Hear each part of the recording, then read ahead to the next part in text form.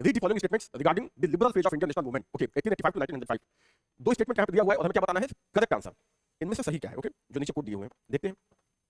पहला स्टेटमेंट क्या है? Liberal phase of Indian national movement first supported the rich democratic and scientific culture of modern Europe.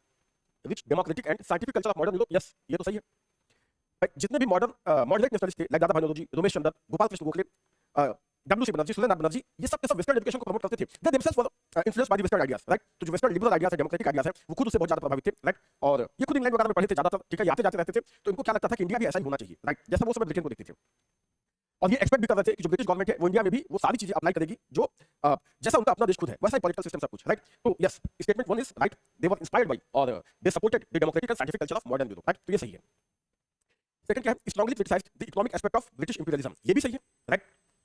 जो British imperialism का economic aspect है उसको उन्होंने क्रिटिसाइज किया। फॉर एग्जांपल दादा भाई नौरोजी, इन्होंने एक बुक लिखी। कौन सी बुक इन्होंने लिखी? Poverty and un British rule in India. इस बुक में इन्होंने क्या बोला? कौन सी थ्योरी दी? ड्रेन ऑफ वेल्थ की थ्योरी। ड्रेन ऑफ वेल्थ कि किस तरह अंग्रेज भारत के जो भी रिसोर्सेज है, राइट, उसको किस तरीके से यहां से शिफ्ट कर रहे हैं ब्रिटेन की तरफ।